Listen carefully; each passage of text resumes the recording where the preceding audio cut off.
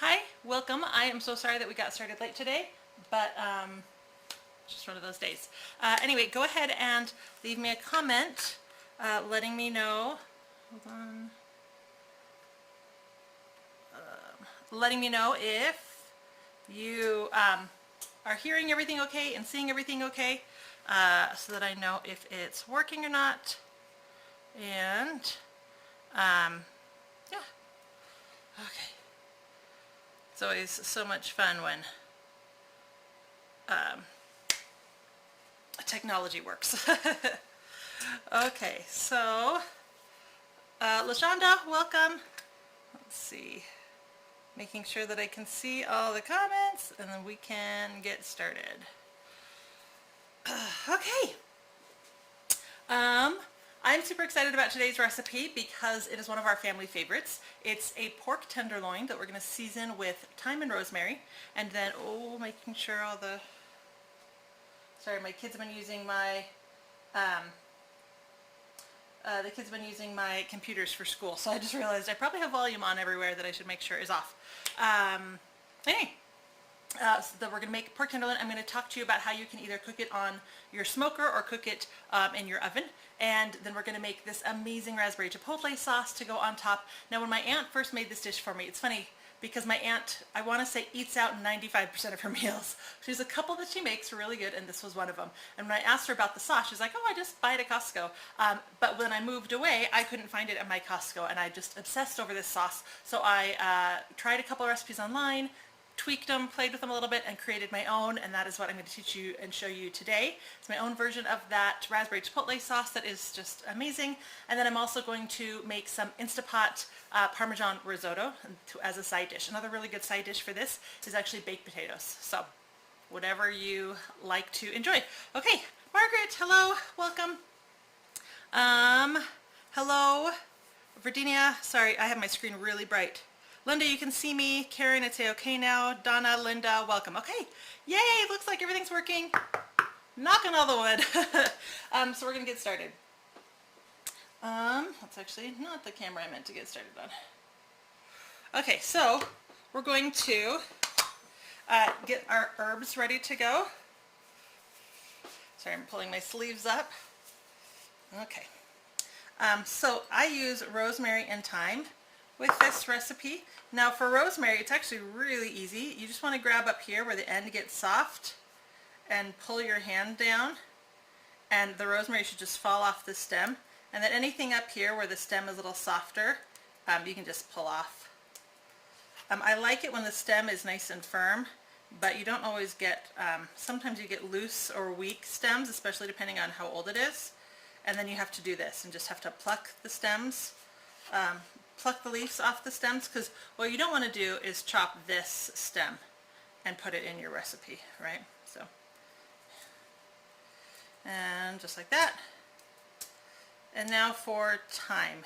Thyme is a little bit more frustrating. Same thing, it's a pretty soft stem, and you should be able to hold it up here where the stem gets really soft, and just use your hands and nails and just pull all those leaves off, and then come up here and grab everything up top. But the stem on thyme is sometimes so weak and frustrating that it can be a real pain. So it always takes longer than I think, just simply to pull the leaves off thyme. This is a good one if you have kids who want to cook with you. You can just kind of hand over to the kids. And you pull it like that. Anyway, it is time consuming enough that I actually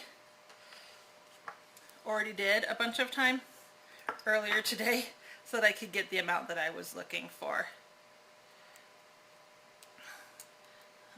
Yeah, because it can be really frustrating to pull it off, especially as you get near the end and it gets really, the stem gets really soft up here. Okay, so now we're going to get my herb cutter, and you just putting pressure, these are like pizza blades, right? Putting pressure down on your cutting board. You just roll back and forth on these fresh herbs. Now you can, of course, use a knife. You want to be careful that you're using a chopping action with your knife and not a slicing action with your knife. because you don't want to bruise these herbs. You also want to cut herbs right before you use them, because if you cut them ahead of time, they will start to go brown fairly quickly.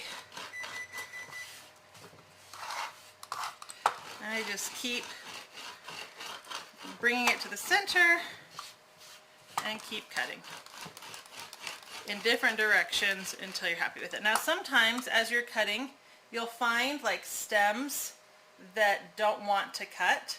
I just pull those out. That just sometimes happens. It's not a big deal. If you put it on your recipe, it's not gonna hurt anything. Okay, now we're going to add like a teaspoon of salt, and I just eyeball it. And some pepper. We're just going to mix that all together.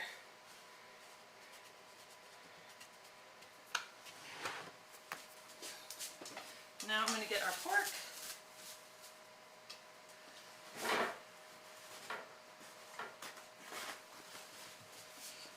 Alright, so usually the package of pork tenderloins that I get at the store have 2 in them. I've already smoked one in the smoker, so we can talk about that. And this one we're going to do in the oven, so I can show you the difference in the 2. Alright, so a pork tenderloin, how you want to prep it. Oops, my knife is missing. Alright, so this right here, this is the silverback, and you want to get rid of this. This is a really strong tendon that was a part of this, and it's really difficult to eat. So I always go through and I cut off, or pull off usually, you can just pull off excess fat on my tenderloin. Sometimes you'll get this thin, like membrane of fat over the top. I like to pull off. If I can get a good grip on it.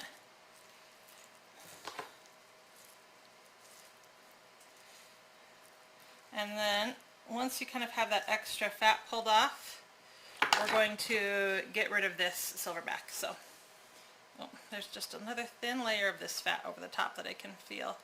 It'll make it easier to cut if I get rid of it.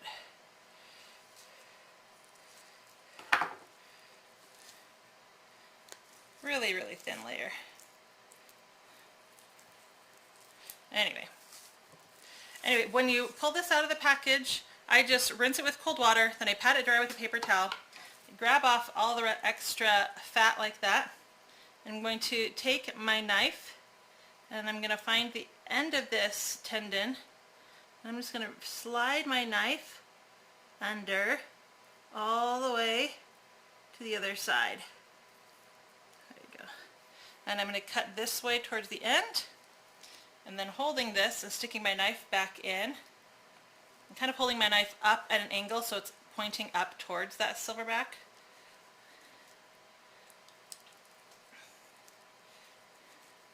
We're going to cut it down to get to the end, and that should just cut right off. Check the edges, because sometimes you'll find that you maybe missed just a little bit. In there like that, and this is ready to go. Now we're just going to take our tenderloin and rub it in these fresh herbs and salt and pepper. Get it all coated everywhere. And then we're going to set this aside so those flavors can kind of meld in. I'm going to wash my hands.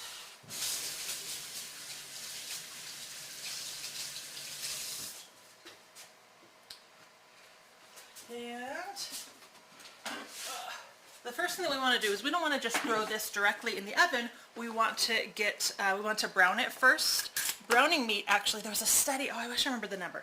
There was a study that I read, so many years ago, I don't even remember, about how many flavors browning your meat brings out, and it was like 52 different flavors that browning your meat brings out. You could just put this in an oven-safe pot and throw it directly in the oven, but you're going to get much better and stronger flavors if you sear it first. So that's what we're going to do. I have an oven-safe pan. I'm using, obviously, cast iron. And I have some oil that we're going to pour in the pan. I'm going to turn this up to hot. You use a paper towel to grab it, Linda. That's a good suggestion, because sometimes that silverback can get slippery, for sure. Okay, we're just waiting for this to kind of shine and be heated. It should not take very long at all. I had something I was going to say, and now my brain just... oh yeah, so usually the packet comes with 2. And so I just put them in the pan a little bit curved. It's not going to hurt your meat at all to have it curved around. And yeah, if you're only going to use one, if you have a small family and you only want to cook one of these at a time, just wrap the other one up in plastic wrap and a Ziploc bag and put it back in the fridge to use later. If you're going to leave it in the fridge, of course, raw meat, you want to use it within a couple days, or you can freeze it and then thaw it for later use. All right, this is not quite as warm as I like it typically, but we're gonna bring this in here anyway. Start searing it.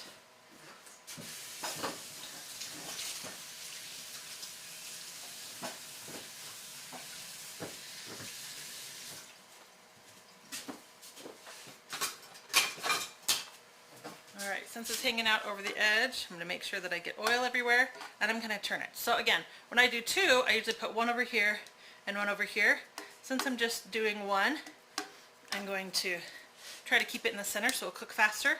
I've also done this exact same recipe with a pork loin instead of the tenderloin. Now the loin is a much bigger piece of meat. It's about as long, but it's thicker. And so I'll usually cut it in half so I can sear the 2 sides next to each other and put it in the oven that way.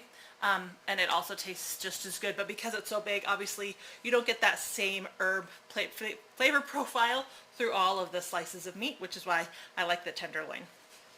Now I have my oven preheated to 350. Come on, little oven, heat up. Peter, hello, welcome, welcome. All right, we might have to pretend in this case just because, you know, live stream, we don't want to take too much time doing this, but what you want to do is sear this until you get a nice brown coating on both sides. Oh, it's starting to sizzle, I can hear it, which is good. The other thing I want to talk about is a good meat thermometer. I always recommend using thermometers. Fridge thermometer, freezer thermometer, oven thermometer, candy thermometer, meat thermometer, a chocolate thermometer. I also have a chocolate thermometer. There is so much that can happen if you overcook or undercook your food, especially when it comes to meat. Now obviously undercooking is going to make you sick, so people always err on the side of overcooking, which is fine, but overcooking meat leads to dry, chewy meat instead of flavorful, flaky, fall apart deliciousness. Good meat thermometers don't cost very much money, and they are so worth it. So what a meat thermometer looks like is a long rod like this. You're going to slide in. This right here is actually where it's really testing the temperature, not here. You want to make sure that you're never touching bone. Obviously with this tenderloin, you don't have to worry about that. There's no bone in it. You also want to make sure you're getting it to the fattest part of your meat where it's going to take the longest to cook, and that you're right in the center. You don't want to be too, like if this is your meat and you kind of have it down here close to the bottom of your meat, it's going to obviously read a little bit differently than right in the middle. So I'm going to put this in. We're getting a nice sizzle on this now. Both sides. And what I'm going to do is put my meat thermometer right in the middle.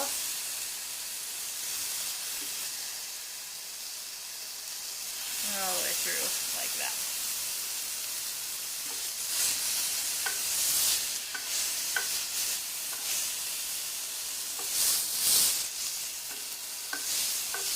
And I'm also going to make sure that this isn't touching over here. So I'm kind of giving my meat just a little bit of space over here on this side. All right. Now again, typically I would really sear this to bring out those nice seared flavors, but because we're live, I'm going to move on and get this in the oven.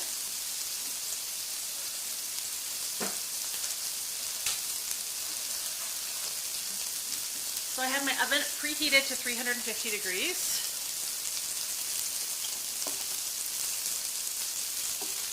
I'm going to put it directly in the center of my oven.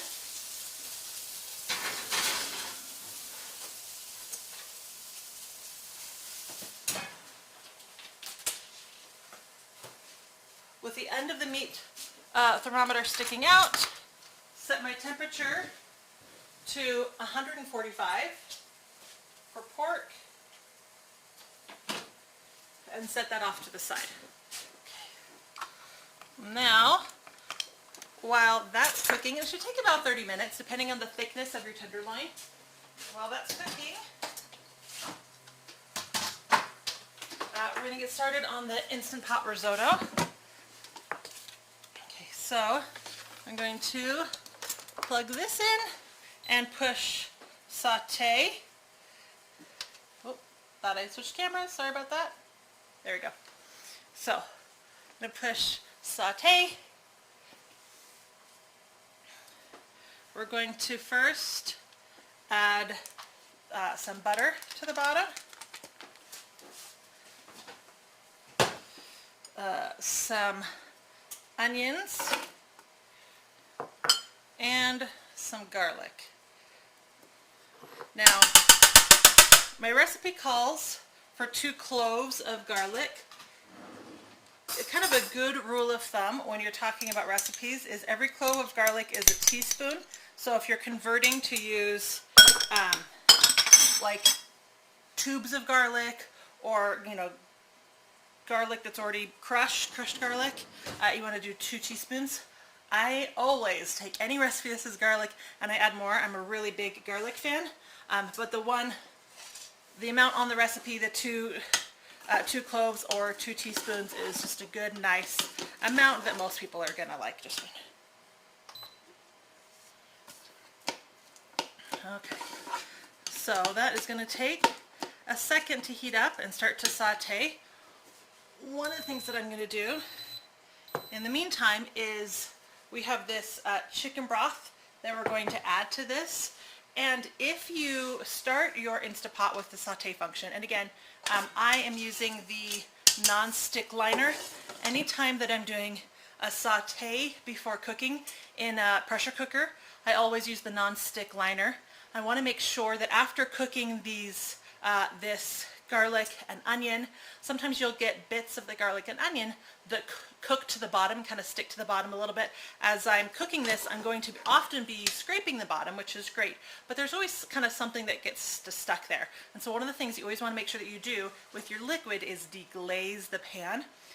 This broth is the broth that we're using for the whole recipe. Now if I poured the whole 4 cups into the Instapot when I was ready for it, it would actually be hard to see the bottom. So what I always do is just take a little amount, sorry, getting a spoon out to stir this, like half a cup, and I add that to everything that's cooked on the bottom, so that it's a little amount of liquid, enough to deglaze, but also enough that I can still see as I'm scraping the bottom, and make sure that I haven't left anything behind. So this is starting to heat up. Now I have a rice cooker that I use for just traditional regular rice, but I will say, because my rice cooker has a sensor inside it, it doesn't make really good risotto because it tends to cook until it senses the certain amount of liquid is gone, where the Instapot doesn't do that because you're just using a timer, and so you can add extra liquid to the rice you're using. And this is risotto rice. It'll cook the rice through, but it won't overcook it and get rid of all that liquid, so you'll still have a nice creamy end. So I will say I'm still not completely sold on the Instapot. There's certain things that I really, really like it for, but I don't use it for everything, like never pasta. But I love it for risotto. I make a couple of different risottos now, and I don't think that I will ever cook risotto on the stove again. Instapot is or any electric pressure cooker is absolutely amazing for this. Man, Facebook is being weird. It just keeps telling me that people are watching, but I'm not seeing any comments. So if you're commenting on Facebook, hi.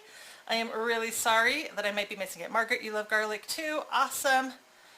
Your mother always browned her chuck roast even before putting in the oven. Yeah, there's just something about the flavors profiles that it brings out to brown your meat beforehand. So please stop sending me this, Lima. I didn't send you anything. Maybe YouTube sent it to me. Your YouTube sent it to you. All right, so the butter is melted, and what we want is the onions to cook until they're clear. Right now they're still really white. So just a little bit longer.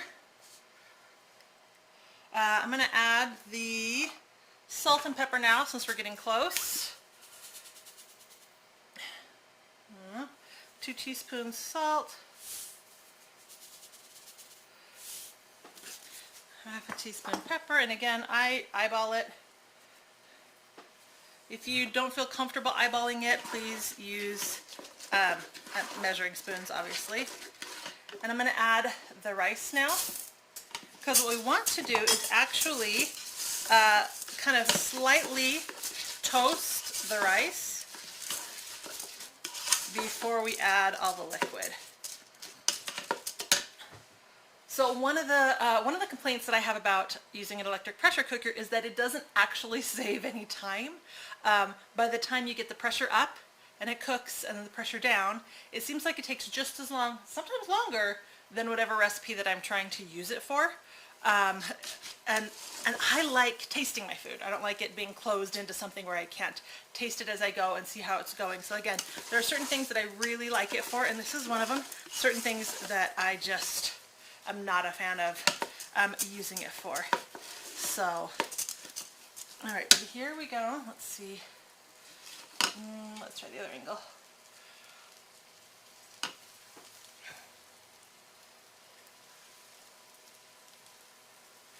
Okay, so you can hear it sizzle maybe?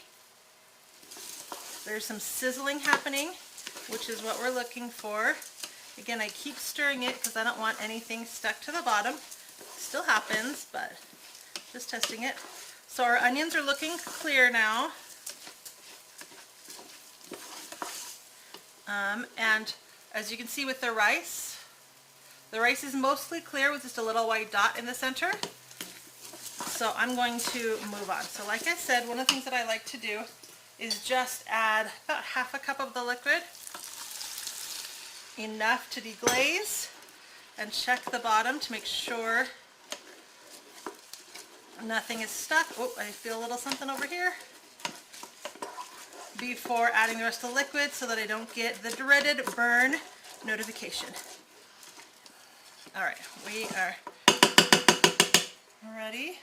I'm going to add the rest of the broth. Anyway, so one of the things, sorry, making sure I get all of that brothy goodness out.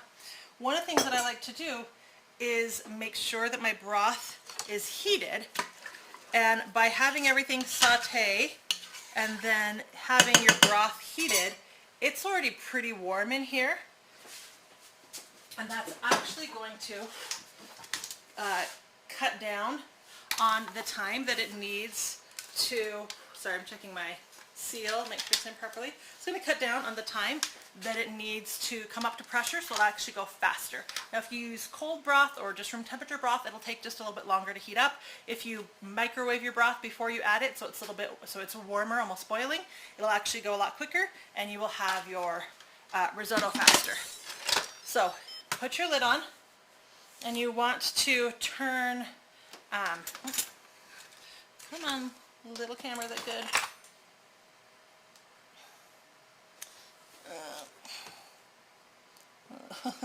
It's hard to see at this angle. You want to turn off the saute function, so you want to push cancel, and then you want to pressure cook for 5 minutes. Alright, so I'm actually going to move this to the other counter.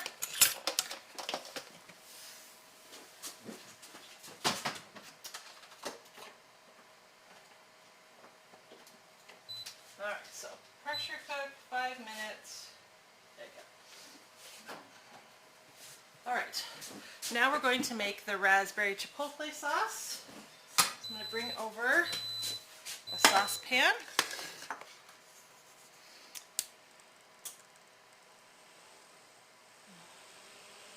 There we go. If you're watching on YouTube and you are getting notifications, you don't want notifications, just click the notification bell off. Or if you want to make sure that you keep getting notifications, push the notification bell on. Alright. So for the raspberry chipotle sauce, you can use chipotles, obviously. Chipotles are usually dried red jalapenos, or what I'm going to use is actually a green pepper. You can use, again, you can use jalapenos, fresh jalapenos, or serrano, and I like the serrano peppers, but then I always use, and it can be hard to find, but I use adobo sauce sometimes. If you can't find adobo sauce by itself, you can find pepper soaked in adobo sauce, and I'll buy that and just use the sauce. Then I'll use the peppers in something else. But if you can find just the sauce by itself, it's an amazing flavor and it's a great thing to add to a lot of dishes. So, okay, first thing that we're going to do is, sorry, looking for my ingredients.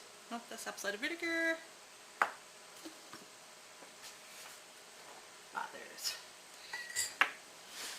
So we're going to add olive oil to our pan, along with some garlic,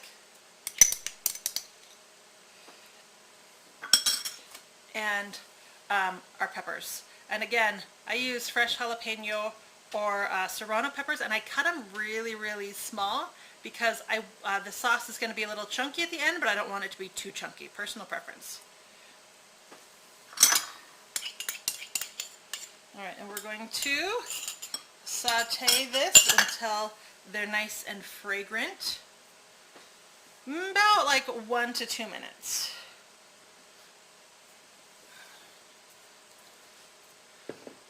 Ugh. XD Wowie, welcome, welcome.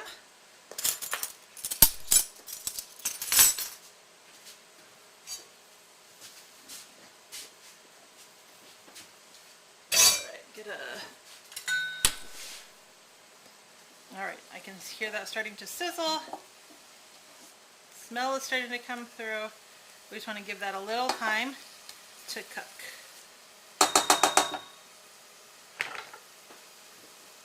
There we go. Okay. Oh, I forgot to talk about the smoker.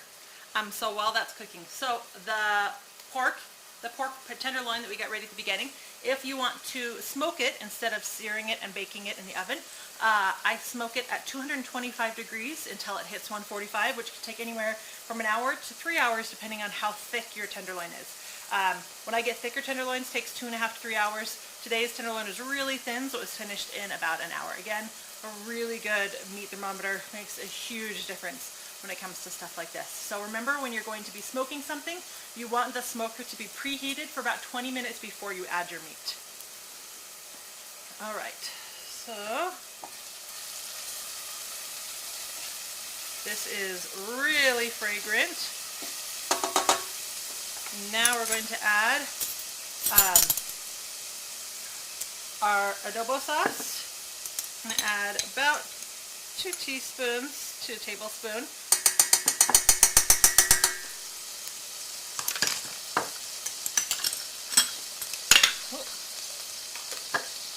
Stir that in. Ooh! My eyes. My eyes.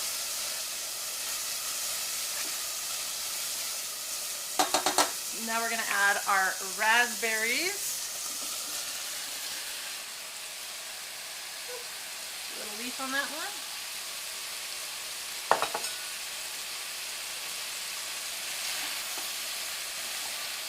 And you want to stir this until the raspberries start to break down and turn into their own juices. It really shouldn't take long. Obviously we don't want anything to burn to the bottom while the raspberries are getting ready to release their juices, so just keep stirring. It really should not take very long at all.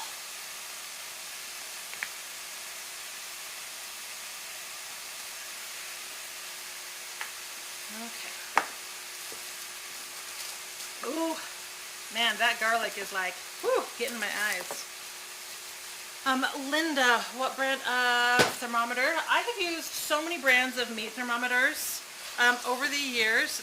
The one that I really, really like is a little bit more on the expensive side. I like the ThermoWorks thermometers. My favorite is their instant read thermometer. This thing is amazing. I highly recommend everybody have one. So it's called Thermapen. But for a meat thermometer for your oven, honestly, any will work. Look how quickly those raspberries already start breaking down.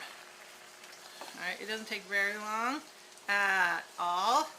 Okay, so I'm going to add some brown sugar. You can use dark or light brown sugar, your preference, and some apple cider vinegar to help give this a kick.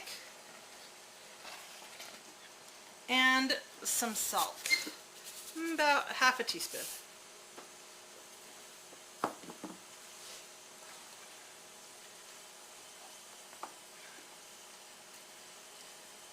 And we're going to bring this to a boil.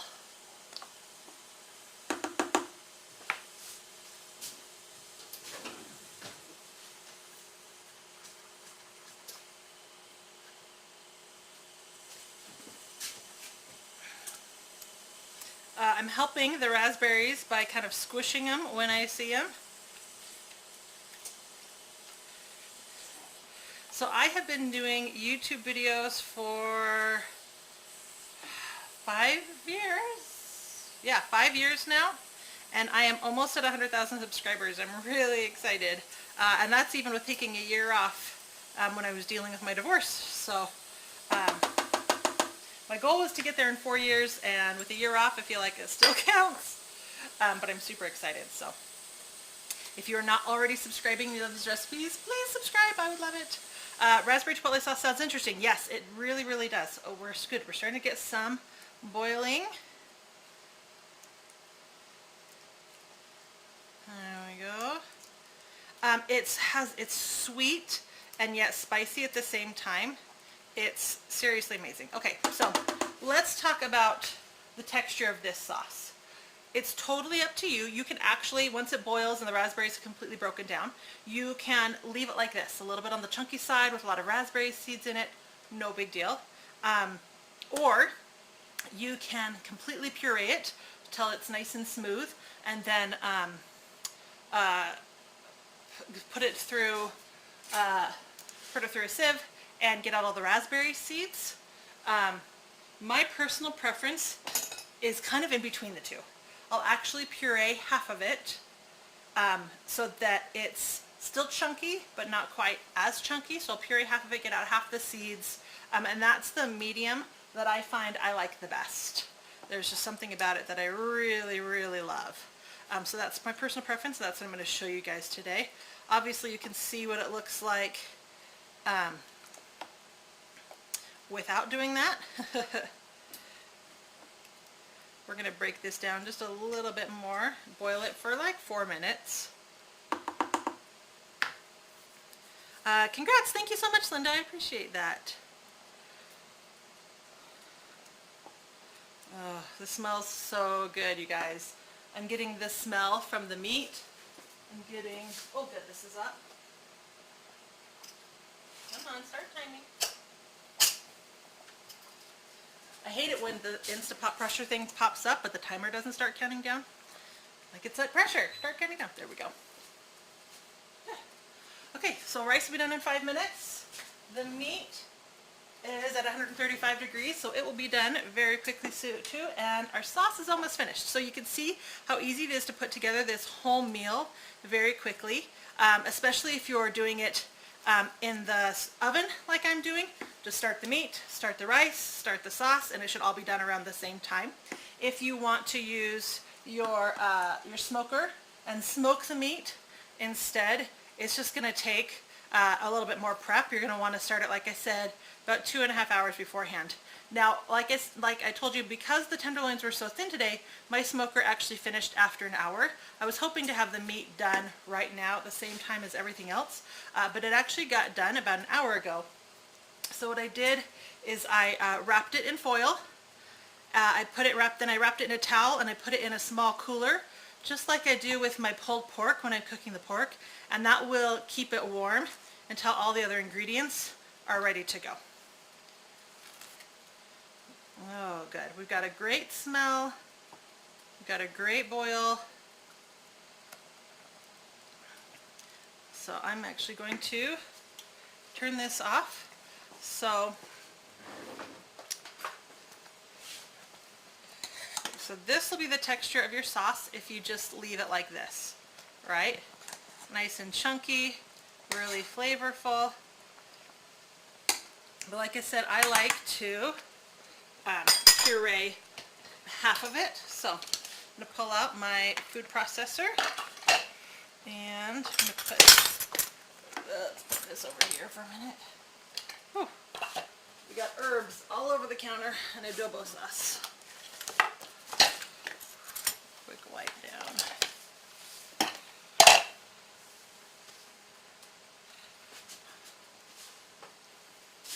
Okay, so I'm going to pour about half the sauce in here.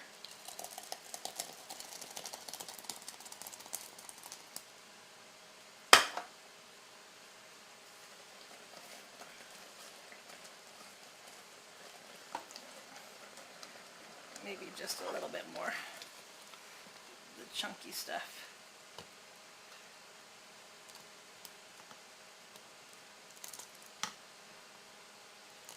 All right, that's about half in there.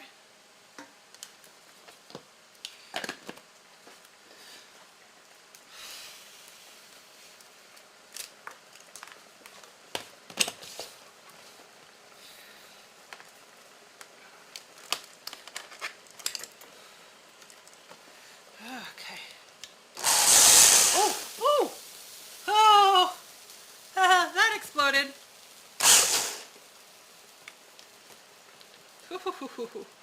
I guess I went a little full.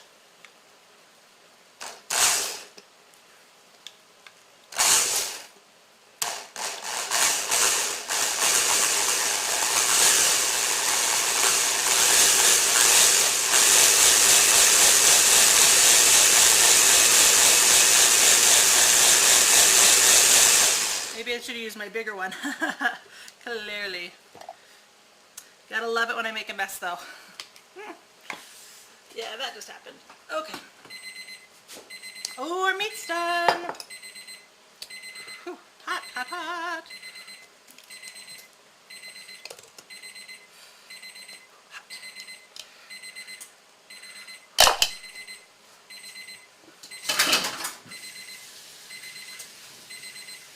Yeah, I hear ya.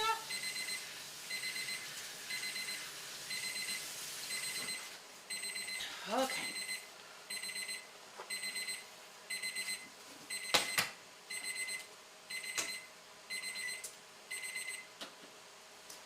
Okay, let's see if we can clean this a little bit and pull that out.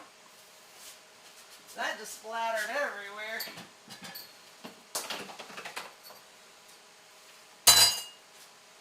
Whew.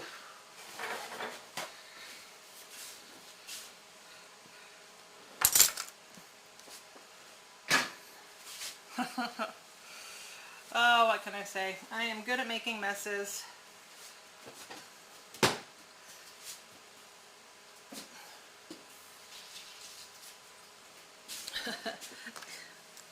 So much for wearing a white shirt. Oh, and the Instapot is done. Okay.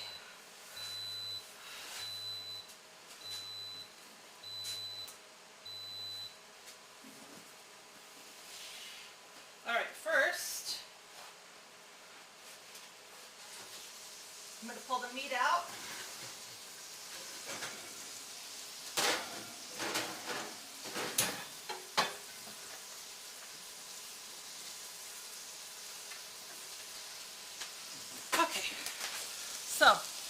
here is what the final pork tenderloin looks like. I'm going to put it off to the side and let it rest slightly. Let's finish up the sauce real fast, and then we'll finish up the risotto. So the sauce itself is nice and pureed, but we still have all these raspberry seeds, and this is the real reason I do this. This is just cut down on the raspberry seeds. I love the flavor of the raspberries, but I'm not a huge fan of this many seeds. So scrape the seeds away with a spatula, press the sauce through.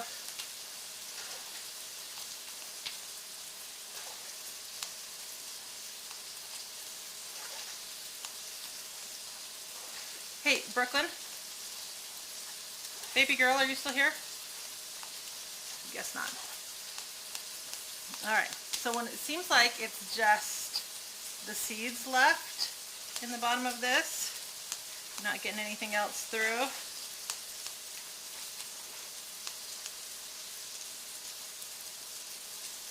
then I scrape the bottom.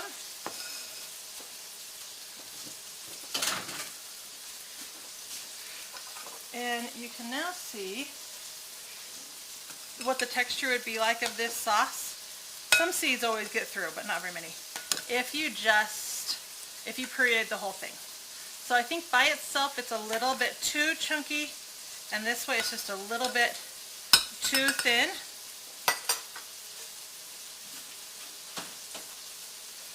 Which is why I like to mix the two together. So half pureed and half chunky.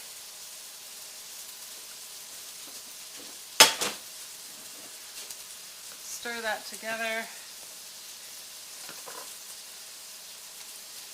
And I feel like this is just a really great texture for this sauce. So anyway, that is how I like that.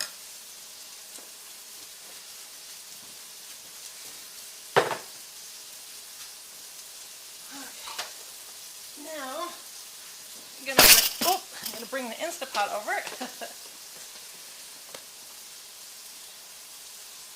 And I'm actually going to do quick release because we want to get to this while it's still creamy and moist. So, quick release that.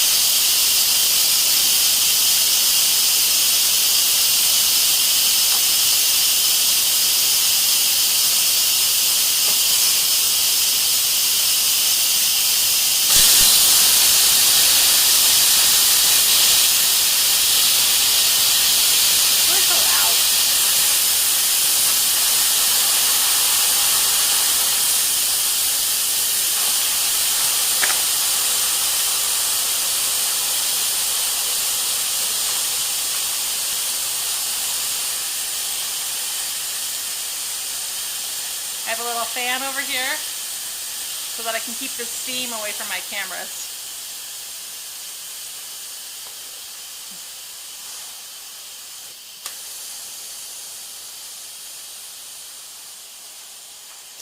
So the nice thing about this recipe is by sauteing and then adding boiling broth, it comes up to pressure really quickly, only cooks for 5 minutes, then you do a quick release, so it actually gets done very quickly. Okay, so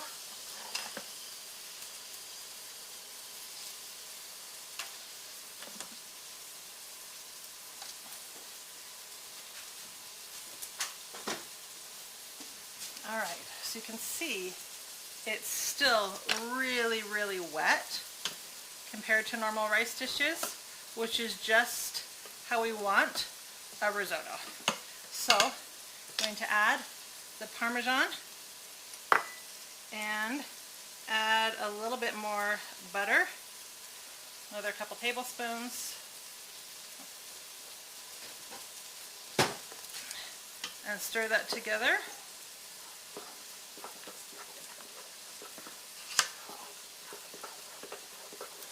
There we go. You're waiting for some to explode the first time you blended something hot. Yeah, I should have used a bigger one. That's totally on me. Anyway, alright, look how amazing this looks. It's creamy and so delicious. Now you want to make sure that you turn off the warm button. Otherwise it will just, as it keeps it warm, it will keep drying it out, which you don't want. Okay.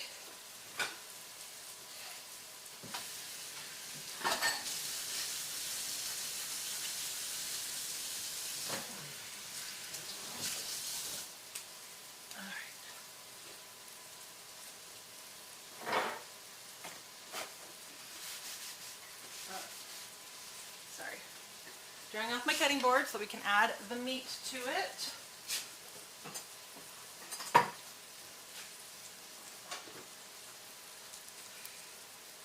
Using my meat glove to hold it while I take out the meat thermometer. Okay, here we go.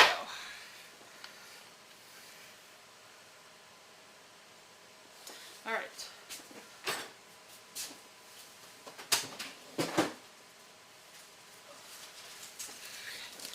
And here is my smoked one that finished earlier. You can see the difference between both versions here. All right, so our one in the oven, we have some great browning on it, it's lighter color. Our one that's smoked gets a nice pink color on it from the smoke. And as we slice them,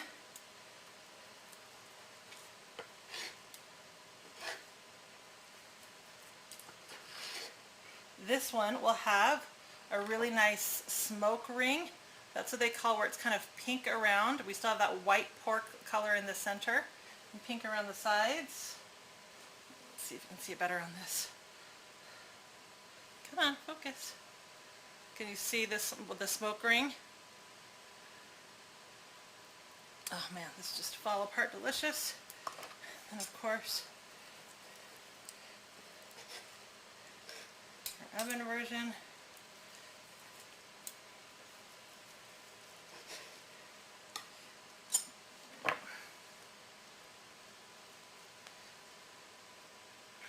Alright, beautiful pink pork.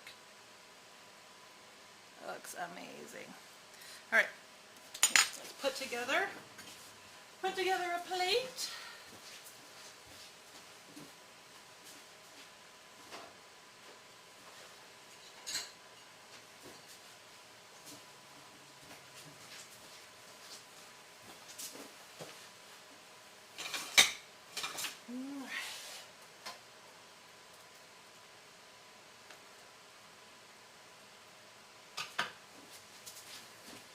Alright, so I have some risotto.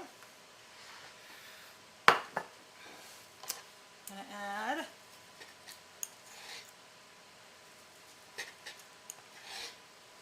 a couple slices of each of the meats. So here's our smoked version with our beautiful smoked ring.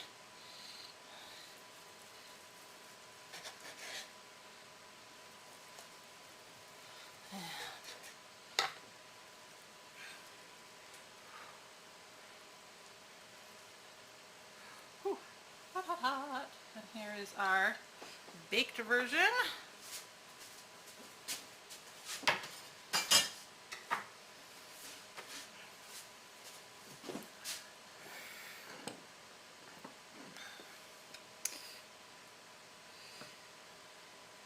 Here's our Raspberry Chipotle sauce. And there you go. Smoked or baked, delicious. Either way. Alright. Now is my favorite part, when I get to try everything. So,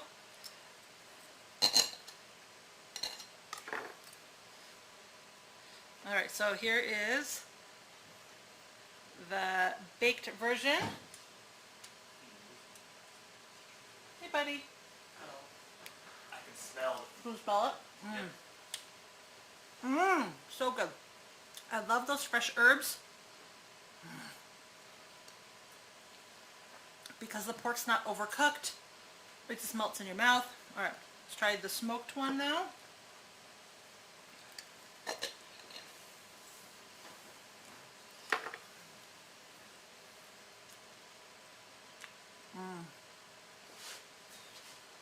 I honestly, I've been making the baked version for years. And when I got my smoker 2 years ago, and I was trying to think of fun meats that would be good in a smoker, and somebody's like, well, pork is great in the smoker. So I'm like, oh, I'll give it a try.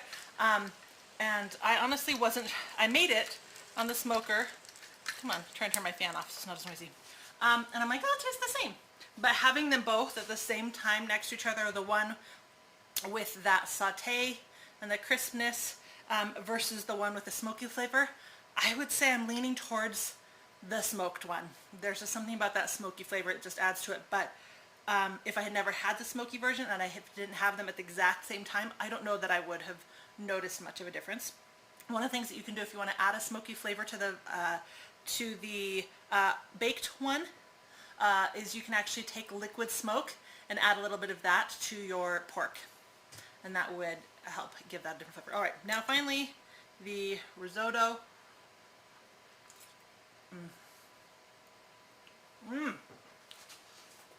This risotto has become one of my favorite dishes in the last couple months. I honestly, when my kids are gone, I just make this risotto and I just enjoy it for a couple days. It's always best fresh, don't get me wrong, but it makes a great dinner when you don't want to cook a bunch of meals when your kids are gone for the weekend. So anyway, there you have it. Easy herb tenderloin with a sweet, spicy, delicious raspberry chipotle sauce and pressure cooker parmesan risotto. I put everything together in, I don't know where the time is, how long I've been going. Less than an hour. Easy, quick dinner everyone will love. Hope you enjoyed this. I will go live again next Tuesday at 6:30 Eastern Time, 3:30 Pacific Time. I don't really know what I'm going to make yet. I'm kind of playing it by ear as my kids are asking for different recipes that they want to have again. Thanks for joining me. I will stay on for a little bit and answer any questions that pop up. Otherwise, thanks for watching and I will see you next week. All right. Thermometer got that. All right, so you're going to try the sauce with raspberry and blackberries. That would be amazing. Blackberries would definitely add something to this sauce for sure. You were waiting for it to explode. Well, I'm 41 and I still made it explode, so there you go. It looks great. Meat glove. Yep, gotta have a meat glove. Thanks for sharing. You are so welcome. Both look yummy. They really, really do. Facebook has changed the way that they are showing. It just keeps saying people watching and not watching. So I'm feeling like because it's scrolling so fast, I'm missing comments. So I apologize for that. Margaret looks amazing. Thank you so much. I'm going to have to look and see if there's a way so I can just get comments. Tina, hello. Welcome. So glad that you could join me today. Versus just scrolling through all these comments. Making sure that I get everything. But anyway, thank you again for watching. All of these recipes are on the blog. If you're watching on YouTube, you can just open the description box or you can go over to ashleemarie.com. And as always, if you make any recipes for my site or YouTube channel, please feel free to share them on social media, Twitter, Facebook, Instagram. Don't forget to tag me at Ashlee Marie Cakes or hashtag makes them awesome, and I will share it on my Instagram stories. So I will see you guys next week. Bye.